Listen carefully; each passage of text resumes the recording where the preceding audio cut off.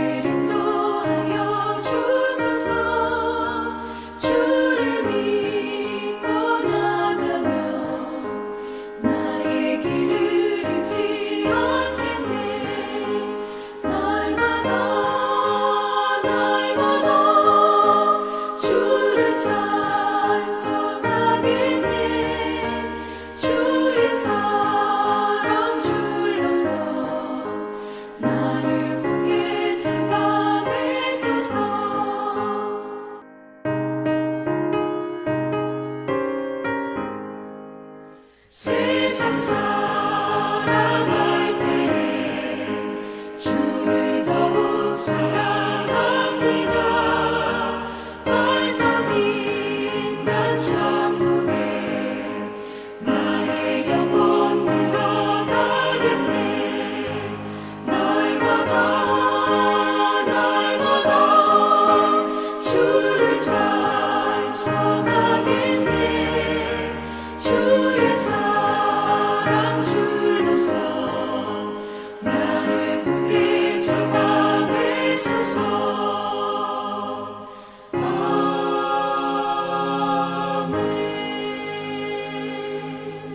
하나님 아버지 감사합니다. 오늘도 또 새로운 날 복된 날을 저희들에게 허락하시고 오늘 하루도 주님께서 말씀을 통해서 좋은 길로만 인도하시려고 이 새벽 미명부터 단잠을 깨워주시고 불러주심을 감사합니다. 주님 부르심에 순종함으로 주 앞에 나와 주님이 베푸시는 영의 양식을 이 시간에 받기를 원합니다. 주님이 이 시간에 베푸시는 말씀과 함께 하늘의 지혜로 저희 심령 가운데 충만하게 채워주셔서 주님께서 인도하시는 길로 결코 우리가 좌로나 우로나 흔들리지 아니하고 믿음으로 나감으로 말미암아 오늘도 주님이 예비하신 승리의 축복을 누리며 살게 하여 주옵소서. 감사드리오며 우리 주 예수 그리스도 이름으로 기도드리옵나이다. 아멘. 자, 이 시간에 하나님이 주시는 말씀은 예레미야 18장 13절부터 23절까지 말씀 보겠습니다. 자, 화면을 보시면서 예레미야 18장 13절부터 함께 합독하시겠습니다. 그러므로 여호와께서 이와 같이 말씀하시니라. 너희는 누가 이러한 일을 들었는지 여러 나라 가운데 물어보라. 천역 이스라엘이 심히 가증한 일을 행하였도다. 레바논의 눈이 어찌 들의 바위를 떠나겠으며 먼 곳에서 흘러내리는 찬물이 어찌 마르겠느냐. 무릇 내 백성은 나를 잊고 허무한 것에게 분향하거니와 이러한 것들은 그들로 그들의 길 곧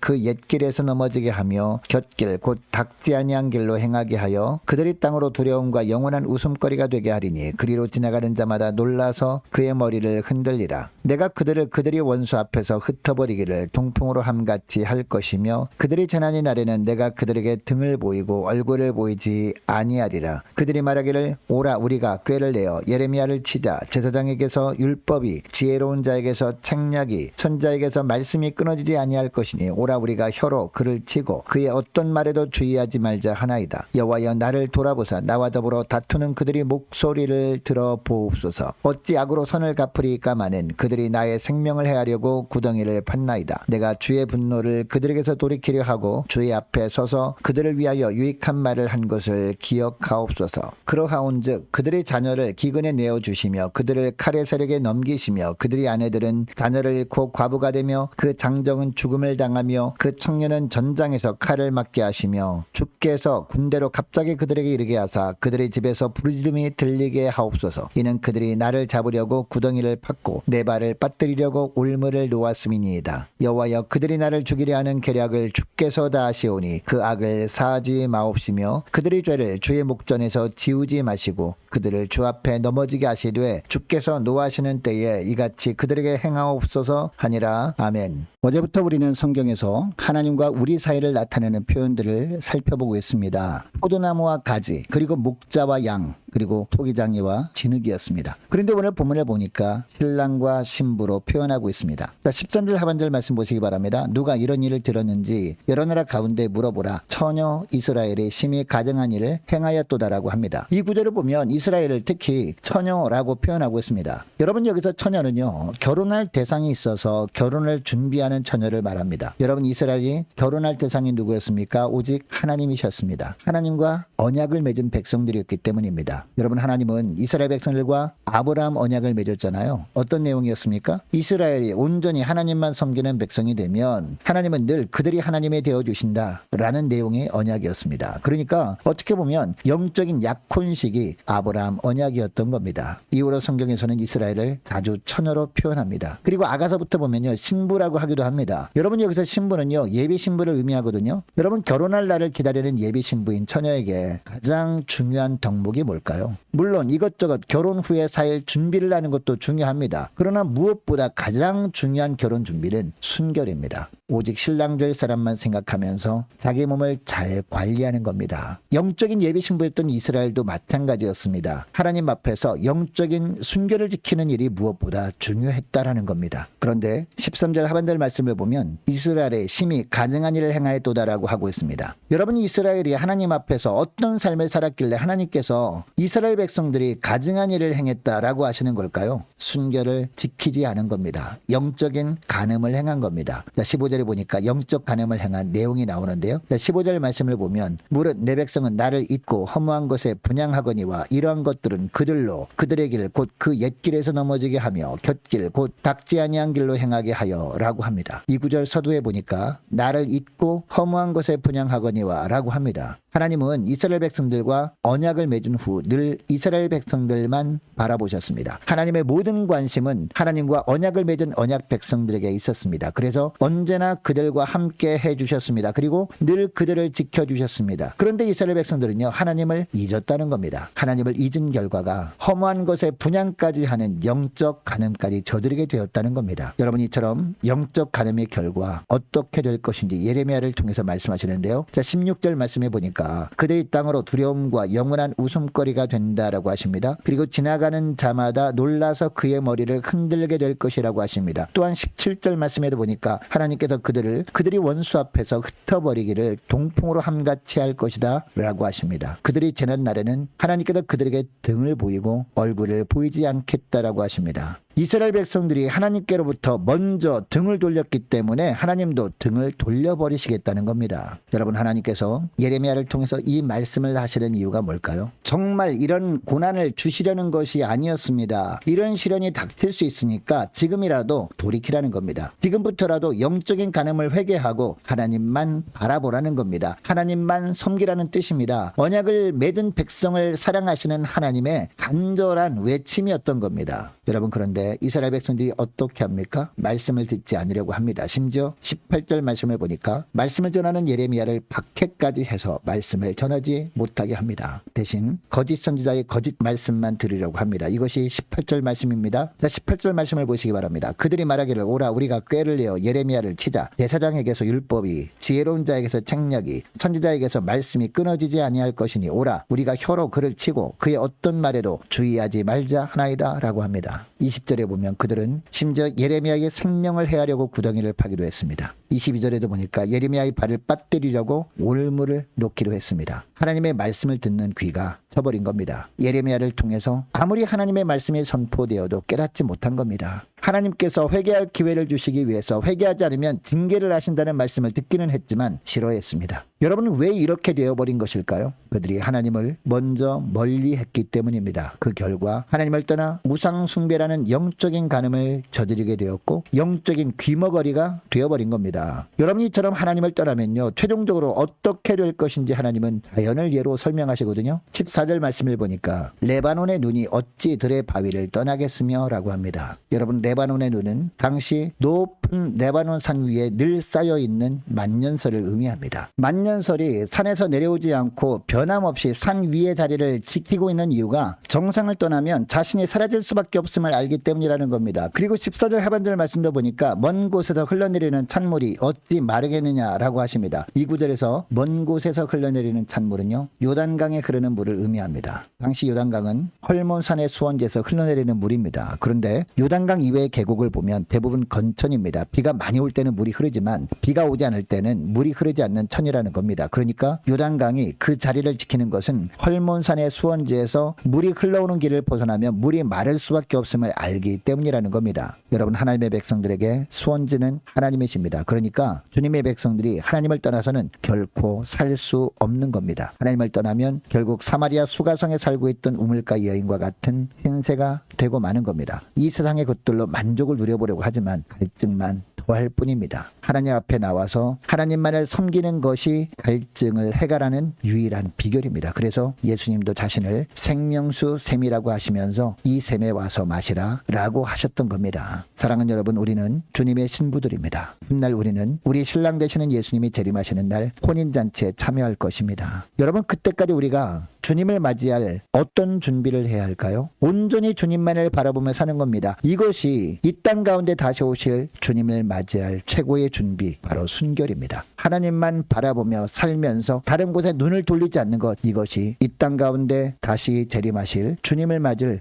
최고의 준비인 줄 믿으시기 바랍니다. 여러분 이것을 기억하시고 오늘 기도할 때 이렇게 기도했으면 좋겠습니다. 하나님, 하나님을 떠난 삶은 모든 것이 메말라버리는 결과를 낳게 된다는 것을 알았습니다. 어떤 상황 가운데 있어도 온전히 하나님만 바라보길 원합니다. 그때 부어주시는 하나님의 능력으로 좌로나 우로나 치우치지 않고 말씀의 인도함만 따르며 다시 오실 주님을 맞을 준비를 잘하며 지내게 하여 주옵소서. 간절히 기도하는 이 새벽 될 수 있기를 원합니다. 계속해서 기도하기를 원하는 것은 이렇게 기도했으면 좋겠습니다. 하나님, 후반기 사역에 풍성한 열매를 맺게 달라고 간절히 기도하기를 원하고 모든 공예배가 속히 회복되도록 간절히 기도하기를 원합니다. 전도사에게 풍성한 열매를 맺는 교회 되게 하옵소서. 유초등부 중고등부 청년부와 남녀 전도회와 각 구역을 위해서 함께 기도하기를 원하고 또 많은 환우들이 있습니다. 위에서 기도해 주시기 바랍니다. 군 복무 중인 유호성 형제를 위해서 취업을 앞둔 우리 청년들을 위해서 함께 기도하기를 원하고 성사님들 가정들을 위해서 나라와 민족을 위해서 우리 교회 앞날을 위해서 저와 여러분이 가지고 나온 기도 제목을 놓고 우리 함께 기도하기를 원합니다. 기도하겠습니다.